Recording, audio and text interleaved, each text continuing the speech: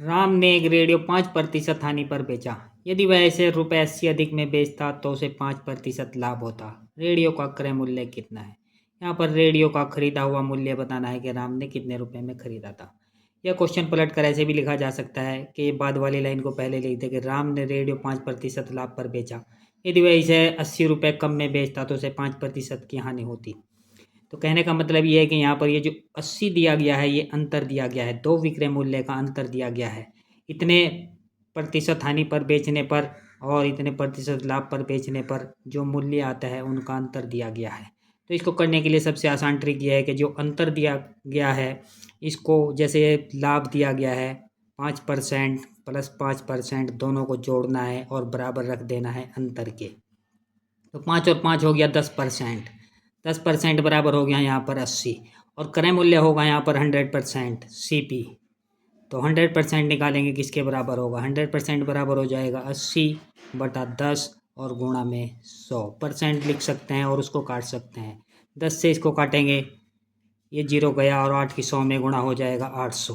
तो 800 रुपये यहाँ पर रेडियो का मूल्य होगा। तो ऑप्शन ए यहाँ पर राइट आंसर होगा। अब नेक्स्ट क्वेश्चन, तीन संख्याओं का योग 392 है।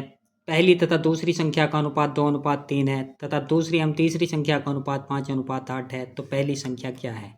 यहाँ पर जो दूसरी संख्या का रेशो है यहाँ पर 3 है और यहाँ पर 5 है। तो इस रेशो को यहाँ पर बराबर करना है। इसको बराबर कैसे करते हैं? जैसे ये दिया गया है 2:3 और ये दिया है 5:8। तो इसमें यहाँ पर 3 है, दूसरी संख्या का रेशो इसमें यहाँ पर 5 है।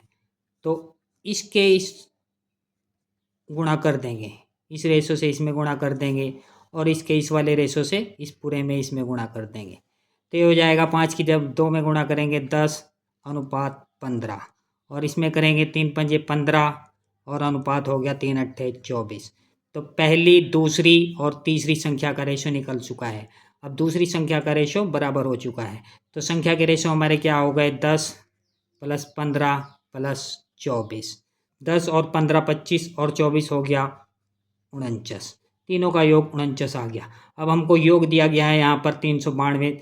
तो पहली संख्या पूछ रहा है, पहली संख्या का रेशो लिखेंगे। पहली संख्या का रेशो है 10 और योग है यहाँ पर 392।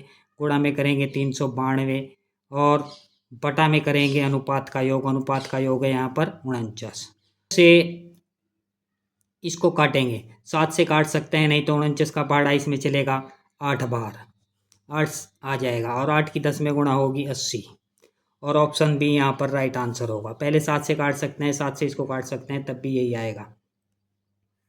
यदि यहाँ पर दूसरी संख्या पूछता है तो दूसरी संख्या क्या है? तो यहाँ पर दूसरी संख्या का रेशो लिखते हैं। दूसरी संख्या का रेशो है हमारे यहाँ पर 15 लिखते हैं। यदि यहाँ पर तीसरी संख्या पूछता है तीसरी संख्या क्या है? तो तीसरी संख्या का रेशो यहाँ पर 24 लिखते और तीसरी संख्या निकल जाती। तो पहली संख्या पूछी थी, पहली संख्या निकल चुकी है।